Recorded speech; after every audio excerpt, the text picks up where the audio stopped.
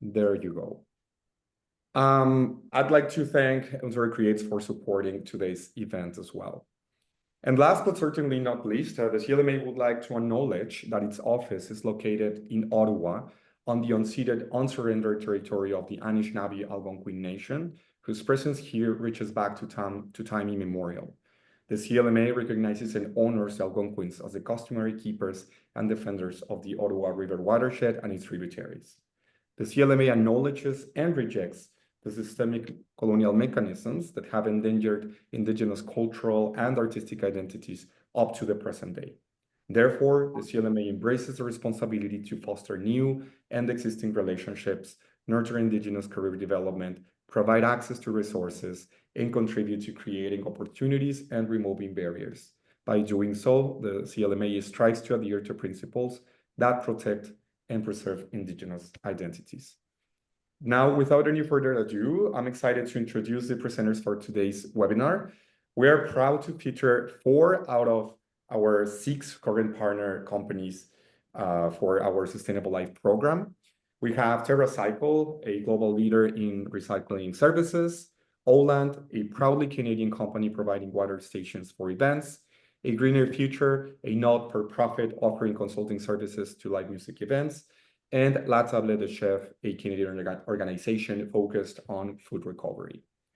A quick shout out to our partners Muse and Copco, who couldn't join us today. Both offer reusable cup and dishware rental services. You can learn more about them and the benefits they provide to our members on our Sustainable Life website. Here's how today's session will run. Each partner will have up to 10 minutes to present, one after another. You're welcome to drop your questions in the chat at any time or hold them for the pas de piano pendant l'appel de papa, s'il vous plaît. Oh, there you go. Yeah, so you're welcome to drop your questions in the chat. Maybe you don't want to unmute yourself.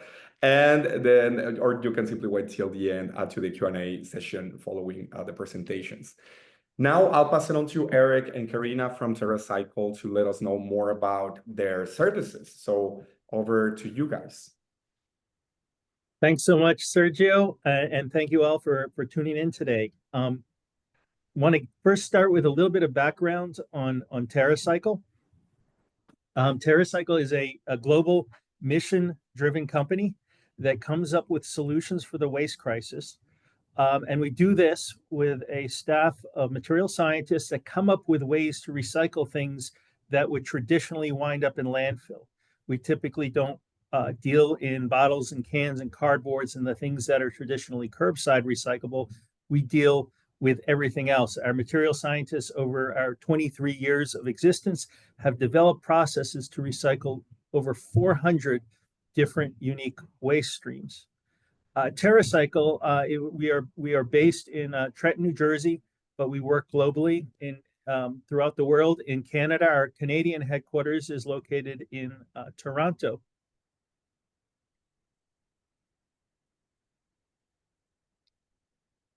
We've won over the years many awards and accolades for our work towards dealing with difficult or hard to recycle waste streams. And I think among the things that we're most proud of is TerraCycle is a number of years ago, we were awarded the Momentum for Change Award by the United Nations for our work towards addressing the ocean plastics crisis. We're all familiar with the problems facing the oceans with plastic waste. And of course, there's the Great Pacific Garbage Patch, which is now twice the size of Texas. And there are some great governmental entities and NGOs doing a lot of work towards cleaning up that waste and also stopping the tide of new waste flowing out to the oceans. But one of the fundamental problems is that almost all of the waste that's collected from the ocean cleanups are landfilled or incinerated because they tend to be too degraded from the salt water and being out there in the sun for years to be recycled through traditional processes. So TerraCycle, our material scientists worked with the material scientists at Procter & Gamble to come up with ways, a formulation that includes a high content of ocean plastic that's been out on sea for many years, integrating that with other more traditional recycled plastics, and integrating that into consumer packaging that then becomes, at the end of its life, curbside recyclable. So as a result, we've taken materials that are completely outside of circularity and made them part of circularity. And for this accomplishment, we won the Momentum for Change Award. TerraCycle is always looking for innovative ways to not only integrate new processes for recycling, but we have a design team that does very innovative things with waste to call attention to the waste crisis and the need to be more cognizant about our consumption, reduce consumption, integrate more reuse into our lives. I'll give you some quick examples of what our design team has been up to in recent years. If you saw the Paris Olympics last summer, all of the podiums, the award podiums during the Olympic Games were created by TerraCycle out of plastic litter that was collected from parks and beaches throughout France. We did a similar thing during the Tokyo Games several years earlier.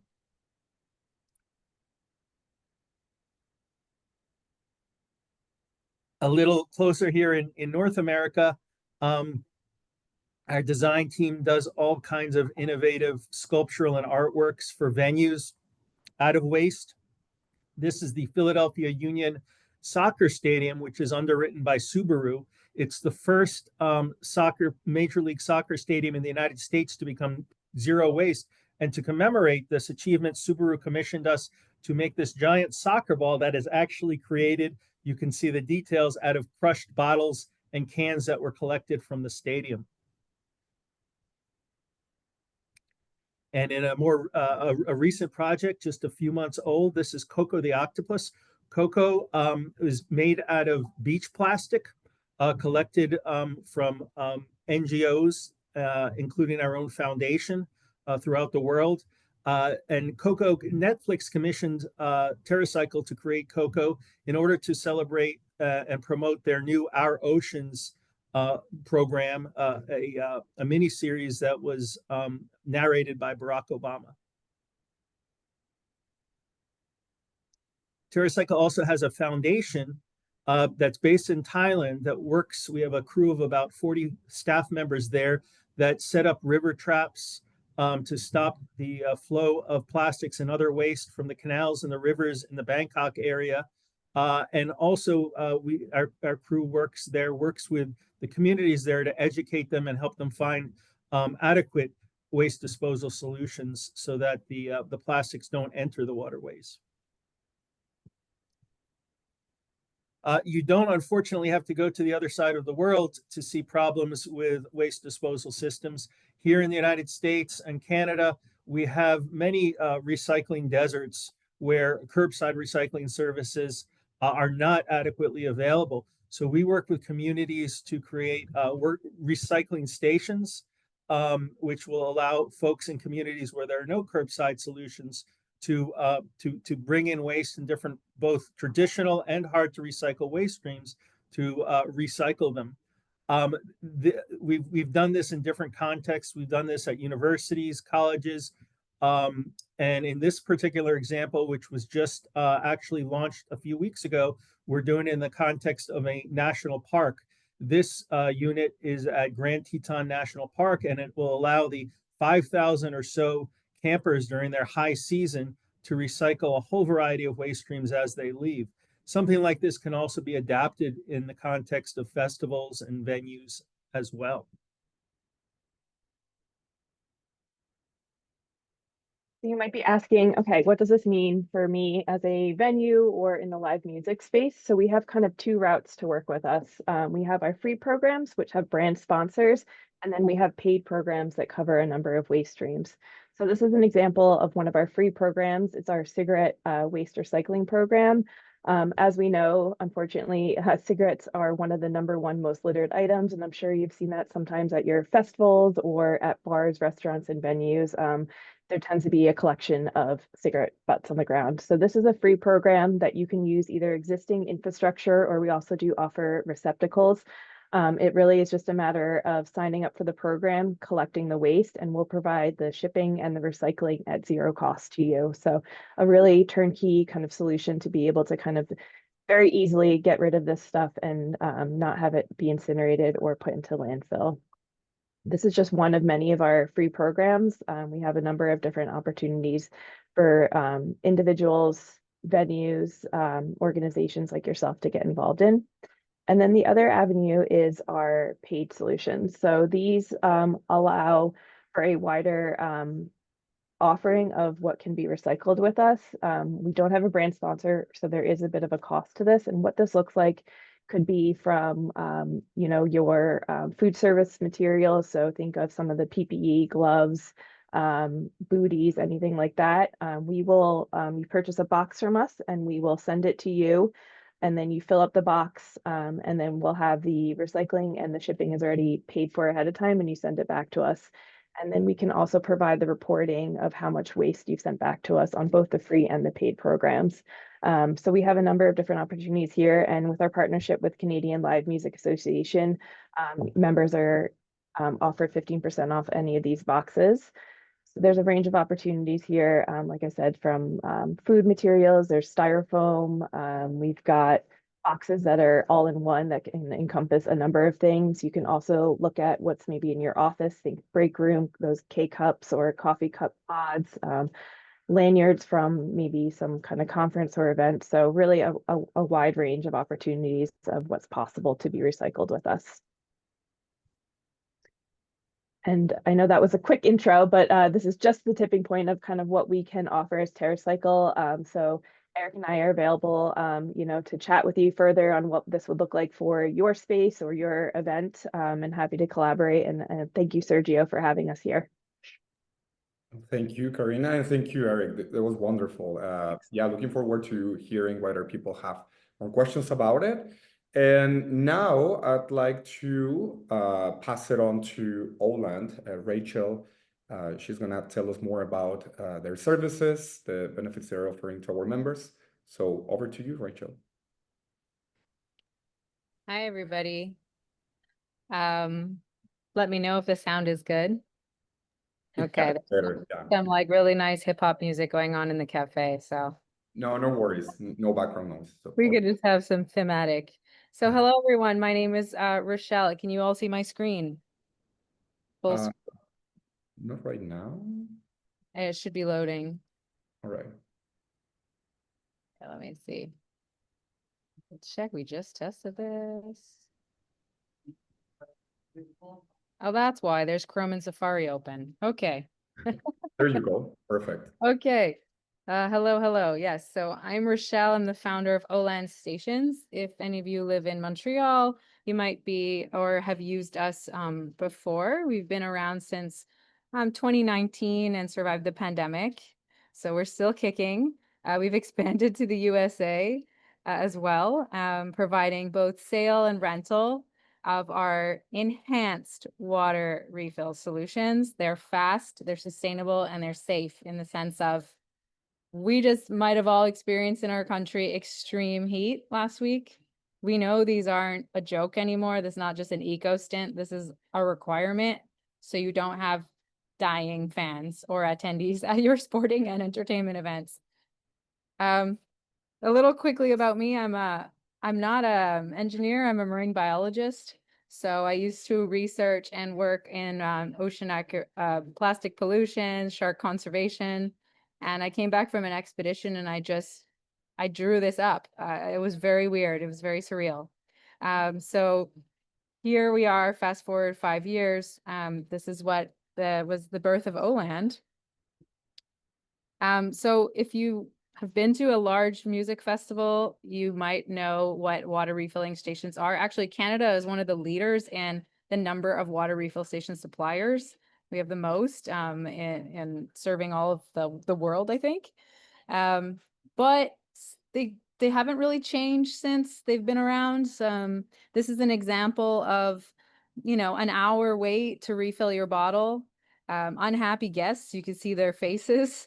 Not very safe conditions. This was Formula One in 2024. It was 40 Celsius outside. So yeah, and this is all brought to you by Fidelity. So great experience. So we're trying to change that. We're trying to change that at Olan. We're really trying to enhance the offering for both the brand and the user by creating these really fast, highly aesthetic, highly positive experience. So your people are actually getting what they want and they can go back and enjoy the show or go back and enjoy the game. And really noticed over the years, this is sponsor friendly. This is a revenue generating opportunity. They're not just a line item expense and you're doing a green choice. You're making money off these by white label, like either buying them and renting them year over year, or we can come with you with a sponsor. So I'll tell you a little bit about that. Also, I don't know, I can't see anyone's hands except the 5 people in front of me, but I think almost all of us have a reusable bottle. And almost 60% of people carry one. So why not give them what they need? We've got proven track records of visibility and user rates. So on average, we're hitting between 60 and 70% use cases. So if you have 25,000 people, you're guaranteed that this is prime ad space where people will see your ad. This has been proven with brands such as Brita, who are hiring influencers, going on TikTok, taking pictures in front of a water station. It's changed. It's very cool now to be eco-friendly and hydrated. So I'm very happy to see that as I get older and out of the Gen Z, I'm realizing, wow, this is a trend, not just eco-friendly. So just to recap, these are why we're unique. We have 6 taps, 360-degree access. So your brand gets viewed unused everywhere. Really fast freezing filtered water. And it's a smart station. It's 2.0. It reports on a dashboard. It unites all the units you have on site. So if you have 15 stations on site, you can see them all in real time for maintenance reasons and for reporting reasons. And I already spoke about the branding. Here's a case study of the type of stats that we deliver to our clients. This is United States, 30 venues last summer. This is the kind of impact stats that we deliver to them. And then if we have a whole festival schedule, the more detail you give us, the better. So if you have 50 shows, for example, that summer, we can tell you every show, every genre of music or of whatnot, of who's the leader, because we know that artists are enforcing these regulations now on the venues to be green, such as Coldplay and Billie Eilish and Dave Matthews. And we know that our stats were required and reported to by the artists for their transparency of their touring. So I said, brand activations and sponsorship is something that we've seen. It's been a tried and trusted case study in attracting really reputable brands to prove that, yes, you can recurrently make money off this and finally get away from the whole excuse of, oh, well, I need to make money and I need to sell water bottles still. We're done with those days. We can make money this way. There's 3 samples of ways your sponsors can feature. And if you don't have the ability, your marketing team's not used to this, we can bring you a sponsor. We have now a lineup of sponsors knocking at our door wanting to associate with us. So straight up logo, brand activations, or messaging, like at the golf tournament, all the 10 steps you can do while attending the Men's Open to be eco-friendly. This is the case study of Brita. I can share that anyone has an interest, they can share, I can share this information easily. We have a press release reported on it publicly on LinkedIn. Some of our past partners throughout coast to coast in Canada, from Vancouver to PEI. And yeah, just to recap again what we offer: rent, lease, or buy. We're very open to making it flexible for the customer. Custom branding, sponsor friendly, eco impact and data package, and making sure your fans are always hydrated and staying safe. Oh, hey, Hanny Michael, thank you. Enter the room. There's my small team. We're small but mighty. Our impact to date is almost 2.5 million refills. We're aiming big for 5 million by the end of 2025. Let's see how hot this summer is. But that's it. I want to keep this short and sweet for you all, and I'm excited to meet you, and please feel free to email me directly or text me. Awesome. Thank you so much, Rachel. Just before I forget, could you please let us know as well benefits that you guys are offering specifically to CLMA members? Oh, I forget the exact number, but it's a % off. Oh, so they can reach out and Yeah, let I- you know that they are Yeah, CLMA 10% of, I think, of a rental rate, or maybe a little more if you buy. I forget Right. which way, sorry. I can't No, tell. it's okay. Actually, it's totally fine. Those are actually posted in the in our members portal, so you guys can definitely go there, and there's the details on how to access them and so on. But otherwise, you can actually also contact Rachel if you guys need more information. But this was great. Thank you so much, Rachel, for that. Thank you, everyone. Thanks for listening. Happy lunch. Awesome. Now I'd like to pass it on to Agostina from A Greener Future, and she's going to tell us more about the consulting services that they provide. Hi everyone. Can you see something? I'm not sure. We can see Great. your yeah. Great. Thanks everyone for your time and attention today. So my name is Agostina. I'm partnership manager of A Greener Future. I'm also representative of AGF en Español, which is our Spanish-speaking branch.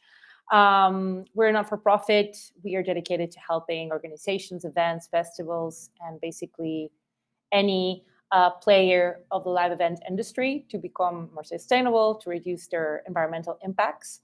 And we're probably most known for being the founders of the world's first event sustainability standard, which is the AGF certification, now for live events, festivals, arenas, and venues as well. So we've been around for 20 years now. We have a multilingual team. We're thankfully more and more expanded each time, but we have people all around the world, though we are UK-based. We have already certified over 1,000 events, venues, organizations globally. We have over 500 trained assessors, and we have been working already with over 30 countries. So it's been a long time coming. When this first started, it was definitely not a very hot topic to talk about sustainability. So it's great to see how the industry has grown on this topic. So just to give a quick overview of our services and let you guys know what we do, and if there's maybe there's a light bulb comes up and you say, okay, maybe this is something that I might want to try or we want to discuss further. So basically we have developed different types of services to help out the different actors. So we do obviously consultancy, but we also have sustainability diagnosis, membership, our annual conference. So I'll just get a bit into that so as not to waste more time. So this is some of the organizations that we have been very, very fortunate to work with. So you can see we have local governments, we have arenas, we have artists, suppliers, what else? Associations.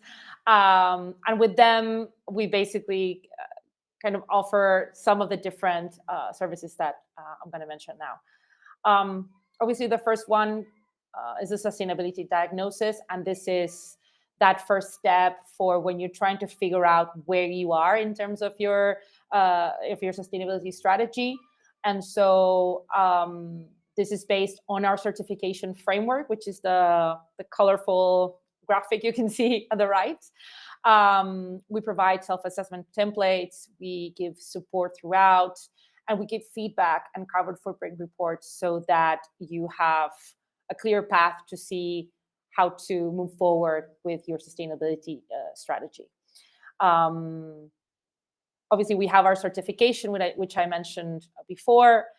This is an independent verification. The idea is to have our assessors go on site and have an actual look at your event, your festival, your arena, and report, review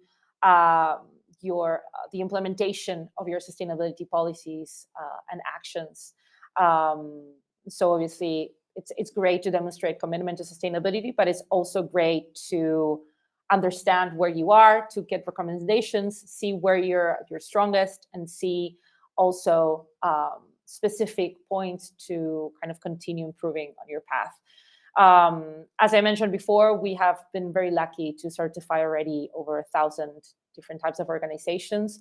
So we have worked in Asia, in the American continent, obviously Europe and the UK. And so it's great because the framework that we have developed is really can be extended to any type of event or arena. It could be a grassroots festival. It could be a huge macro festival as well. Well, these are some of the events that we've been working with last year. So it's nice to have a little bit of color in our presentation, I guess.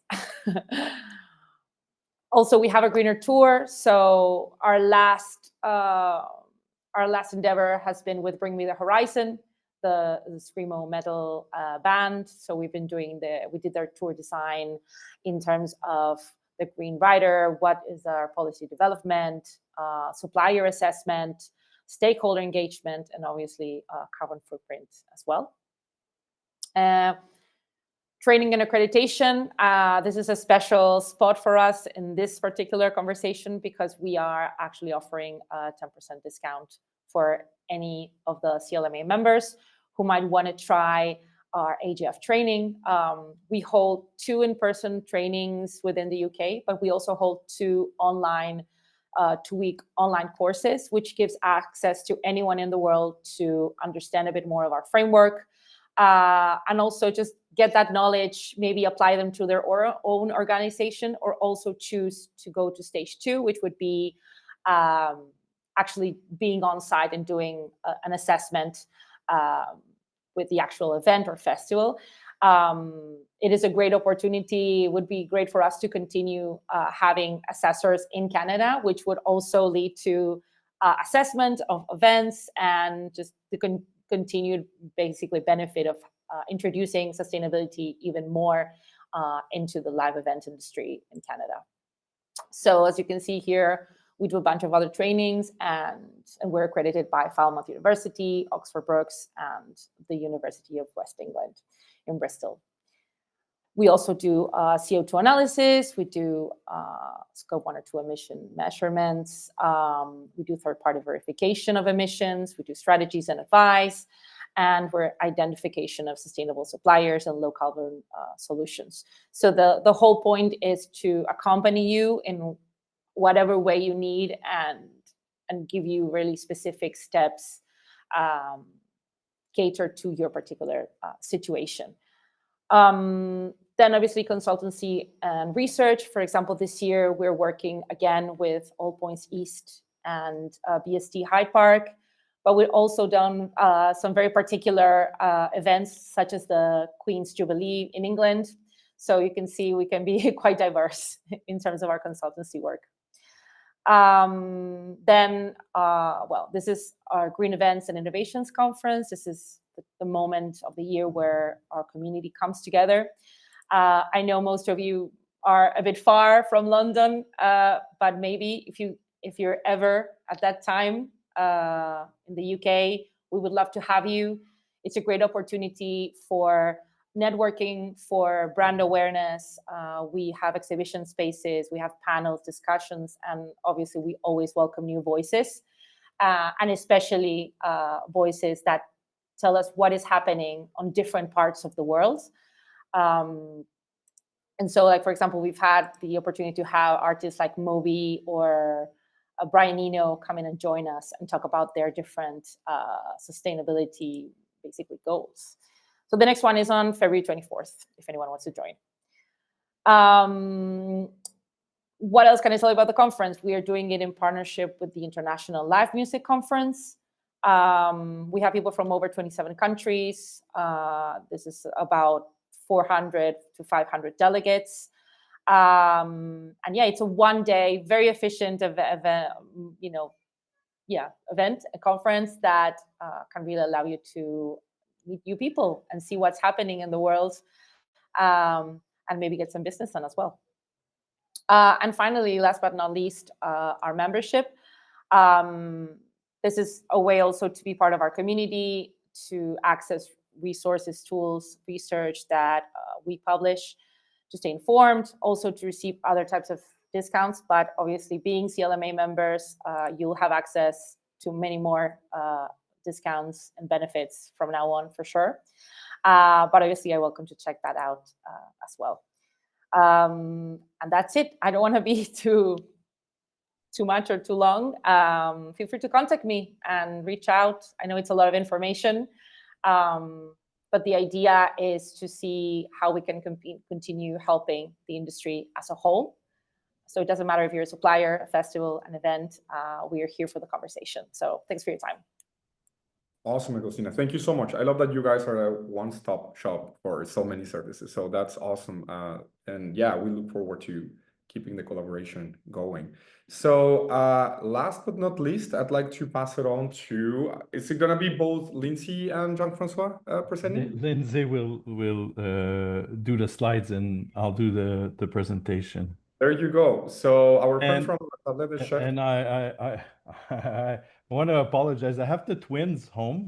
They're 5 years old, and my other 3 girls that are older left with mom. So and the twins both play piano. So they started playing piano. You don't want to stop that, but like, and I didn't realize I wasn't muted, guys. So I want to first apologize for that little warning at the beginning of the call. Mind you, this is something that you want to encourage. So I want to just say that so I've worked in the hospitality industry. I've studied in hotel management, and I've worked for Marriott and Fairmont Hotels and Resorts early in my career. And I realized how much waste there was in the hospitality sector coming from the back of the house, and also food that has been sent to different stations, supervised by cooks and the culinary and banquet team. And so many times I walked the floors with my customers on the sales side and going to see how they were doing, and saw that sometimes in different occasions for certain reasons, not even half of the food was consumed. So, and for some sort of restriction, you know, the food handling and the liability aspect was something that we needed to look at and inquire about in terms of assuring that there would be no legal responsibility for someone that would donate food that was still edible to someone in need on the front line of food insecurity. So basically, we worked with Food Inspection Agency early on, even before recovering the single piece of food. And our journey, my journey started at the Bell Center back in 2005, 3 years after I founded La Tablée. And this was the first venue. I had the chance to meet Pierre Boivin, who was the president of the Montreal Canadiens at the time. He sat me down in his office and we had a great chat, and he said how he thought there was so much waste recovering opportunity, and he'd heard about our work. And even if we didn't have a single piece of food recovered by then, he gave us a chance to test it in the venue.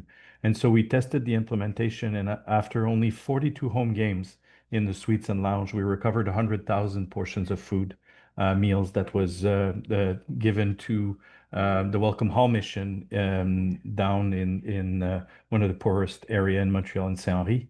And still, we last year hit 1 million meals recovered at the Bell Center since the start for the 2005-2006 season. After that, we scaled in the NHL. We are in almost all NHL arenas except for the Jets in Winnipeg, but we're recovering the food in all those venues. Not only the NHL games, but also all the shows that are happening outside, so live shows happening in these venues. We also run this in the hotels, and we have a national agreement with Marriott Hotels Canada to run this program. And basically, we work ahead of the recovering agency. We make sure that we run an assessment with the culinary team, either a catering company or a fixed venue like a hotel, or any of the big food service companies like Compass, Levy Restaurants, Aramark, and Sodexo, and all the independent ones. So we really coach the culinary team on doing that assessment of looking at what food. We can't recover all the food, but there's as surprised as you would be or not, because you see that food every time when you're hosting a crew or you're having these caterers come in, and they always bring a little bit too much. And it's hard to plan when you're doing like a remote event in a place like Île Sainte-Hélène or Parc Jean Drapeau. You don't want to have to go back there when you're a supplier, like you're delivering food or you're a food service food distributor. You want to make sure that the order was right and that you're not going back there because it's a nightmare to get there in and out. And so most of the time, planning is a little bit more than it should. And so this makes you recover. 2 weeks ago, the F1 weekend, we also got more than 15 tons of food out of that single site in 4 days.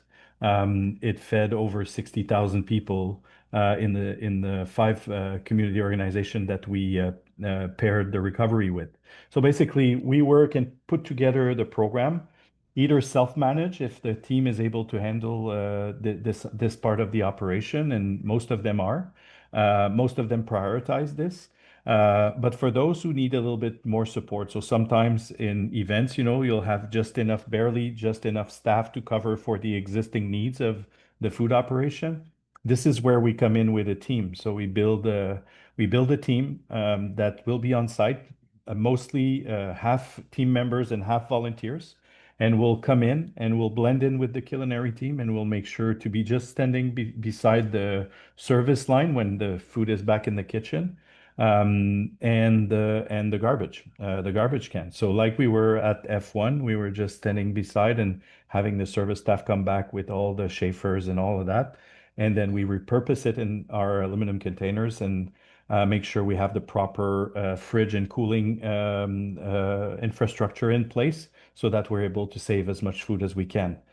We work with events with the PGA that came in with the President's Cup, which was the single most important recovery that we did since we started back almost 20 years ago. We recovered 22 tons of food on the Royal Montreal Golf Course in 30 remote kitchens that were on site. So this was really, we had 20 staff for 6 days, and we could not recover all the food.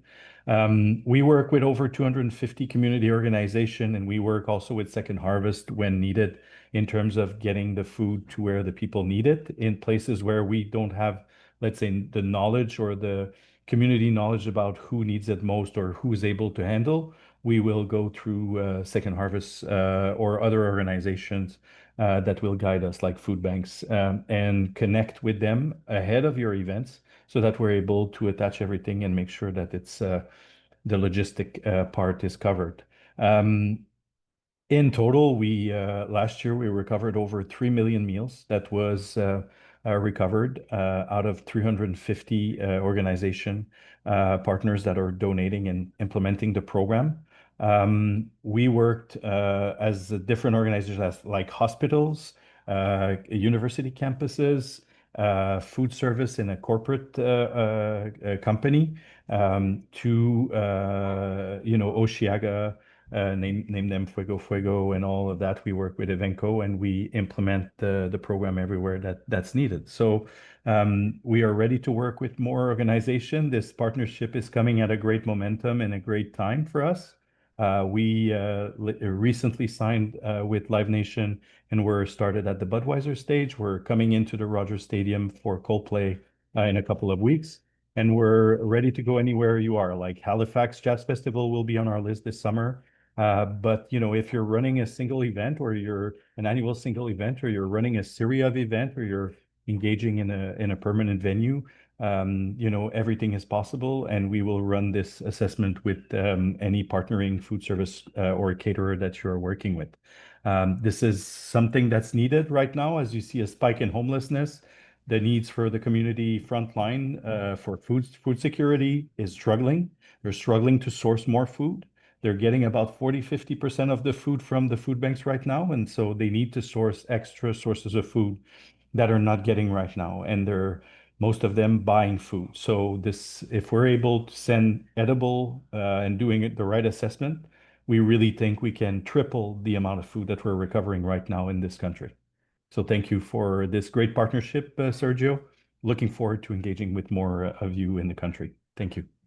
No, thank you guys. This is wonderful. And I really love the fact, that we're partnering because when you think of environmental sustainability, like this type of actions might be a bit of an afterthought, but this is definitely so important in terms of resource optimization, and it also ties into other, you know, like conversations like social responsibility and so on. So this is great. Thank you, Jean-François and Lindsay for your great work. So we still have like 17 minutes.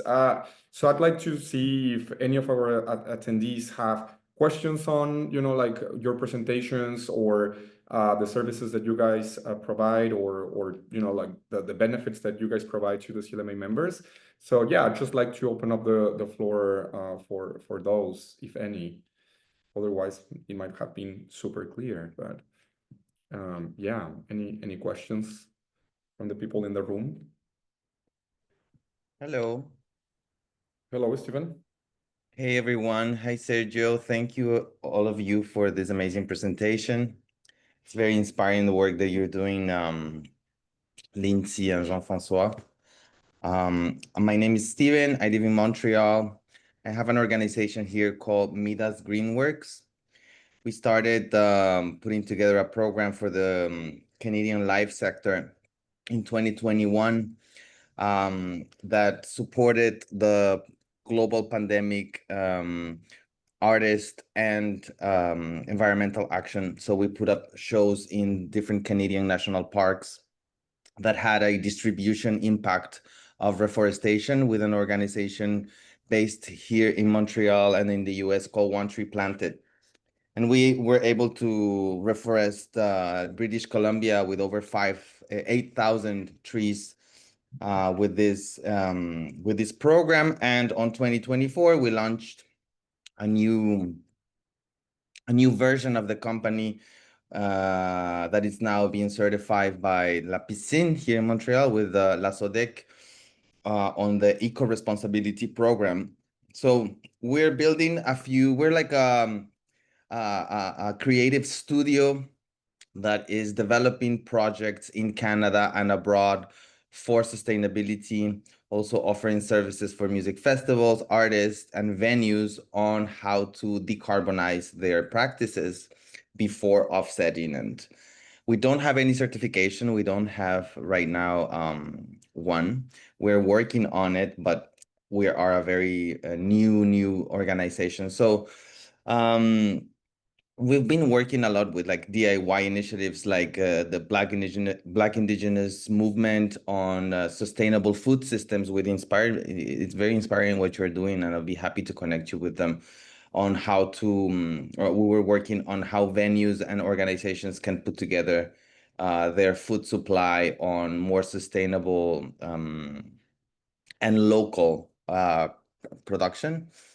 And so I have a question for Agostina and also for the folks at TerraCycle.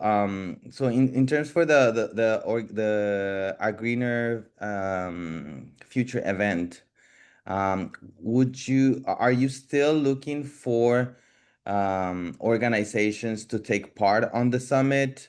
Is the programming open still? How can organizations in Canada that are grassroots and new apply for one of these?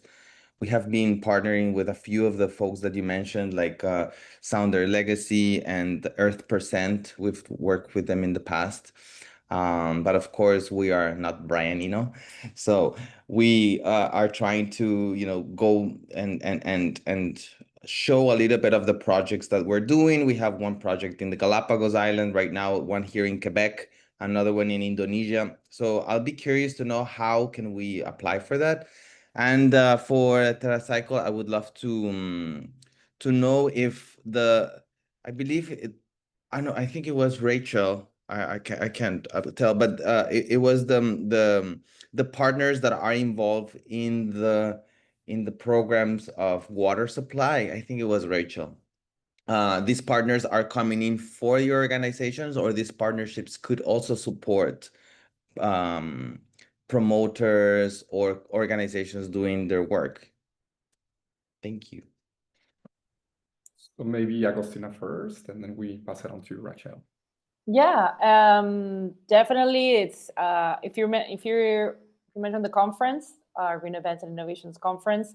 Because it's in February, for sure, there is still a lot of space for conversation. We're always open to having fresh voices. So just feel free to reach out, and we can always have a separate conversation and see what's possible, because obviously I know you guys are Canada based and the conference is in London, but you never know. So it will be great. It will be great to have a conversation about that. So the email is on the comments. Otherwise, I can send you my contact again.